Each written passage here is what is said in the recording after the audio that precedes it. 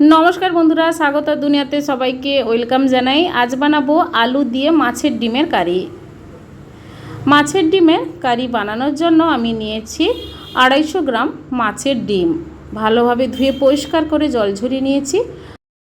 আর tomato paste লাগছে, আদা বাটা, রসুন থেতো করে নিয়েছি, কোচানো পেঁয়াজ, কাঁচা লঙ্কা কোচানো আর আলু কেটে রেখেছি।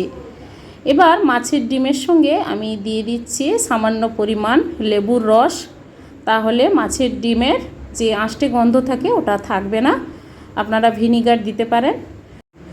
দুটো মাঝারি সাইজের পেঁয়াজ ছোট ছোট করে কেটে দিয়েছি। কাঁচা লঙ্কা 3 থেকে 4টে টুকরো করে দিলাম। আর হলুদ গুঁড়ো দিয়ে দেব, আর দেব পরিমাণ মতো লবণ, আর হাফ বাটির মতো আমি বেসন দিয়ে দেব। এবার মাছের ডিমের সঙ্গে ভালোভাবে বেসন আর হলুদ, লবণ, পেঁয়াজ, কাঁচা লঙ্কা সবগুলো ভালোভাবে মিশিয়ে নেব, কোনো জল ব্যবহার না করে।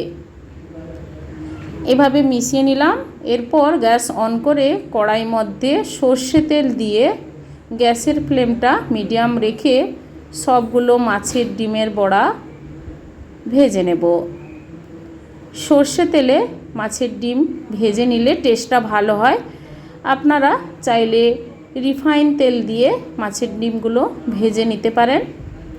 এক পিঠ হয়ে গেলে আরেক পিঠ উল্টে মাছের ডিমগুলো লাল করে ভেজে তুলে নেব। সবগুলো মাছের ডিম এভাবে ভেজে প্লেটে তুলে নিলাম। এবার ওই কড়াইতে আলু ভাজতে দিয়ে দিলাম। মাছের ডিম আলু দিয়ে তরকারি বানাবো, তাই আলু অল্প ভেজে নিলে রান্নার টেস্টটাও ভালো হয় আর আলু তাড়াতাড়ি সেদ্ধ হয়ে যায়। সামান্য পরিমাণ লবণ আর হলুদ গুঁড়ো দিয়ে আলুগুলো লাল করে ভেজে নিচ্ছি। আলুগুলো এভাবে ভেজে তুলে নিলাম।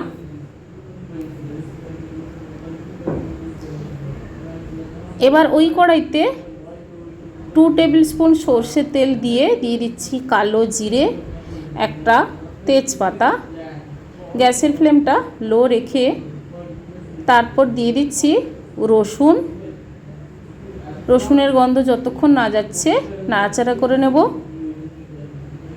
তারপর দিয়ে দেব আদা বাটা। আদার গন্ধটা যতক্ষণ না যাচ্ছে নাড়াচাড়া করে নিতে হবে। তারপর দিয়ে দেব পেঁয়াজ বাটা। আপনারা এখানে কোচানো পেঁয়াজ ব্যবহার করতে পারেন, তবে পেঁয়াজ বাটা দিলে রান্নার টেস্টটাও ভালো হয় আর গ্রেভিটা বেশ ভালো হয়। তারপর একটা টমেটো আমি পেস্ট করে রেখেছিলাম, টমেটো পেস্টটা দিয়ে নাড়াচাড়া করে নিচ্ছি। হলুদ গুঁড়ো, জিরে গুঁড়ো, ধনে গুঁড়ো আর Kashmiri red chilli powder half tablespoon দিয়ে দিলাম। তেলের সঙ্গে এই মশলাগুলো নাড়াচাড়া করে নিচ্ছি।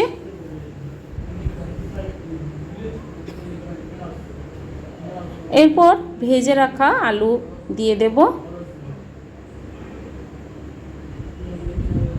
আলুগুলো দেওয়ার পর মশলার সঙ্গে আরও মিনিট 2 টাইম দিয়ে কষিয়ে নেব।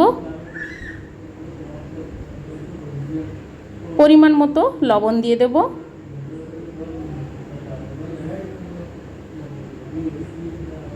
এবার নাড়াচাড়া করে দিয়ে দেব 3 থেকে 4টে চেরা কাঁচা লঙ্কা।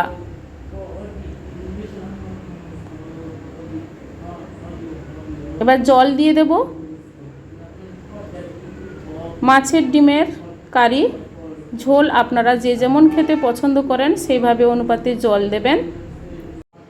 এবার ঢাকা দিয়ে মিনিট 7 ফুটতে দেব। ঢাকাটা খুলে নিয়েছি।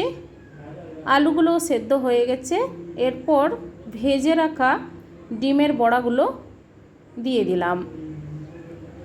নাড়াচাড়া করে আরও মিনিট 2 ফুটিয়ে সবার লাস্টে সামান্য ধনে পাতা ছড়িয়ে গ্যাসটা অফ করে কিছুক্ষণ স্ট্যান্ডিং টাইমে রেখে সার্ভ করে নেব। আলু দিয়ে মাছের ডিমের কারি। বন্ধুরা, এভাবে মাছের ডিমের কারি একবার বানিয়ে ট্রাই করে দেখুন, বারবার বানিয়ে খেতে ইচ্ছে করবে, খুবই টেস্টি হয় খেতে। আজকের রেসিপি কেমন লেগেছে বন্ধুরা কমেন্ট করে জানাবেন, লাইক করবেন, আর আমার চ্যানেলটি বন্ধুরা সাবস্ক্রাইব করে নেবেন। আজ এই পর্যন্ত, আবার হাজির হব যে কোনো সময় নতুন কোনো রেসিপি নিয়ে। সবাই ভালো থাকুন, সুস্থ থাকুন, ধন্যবাদ।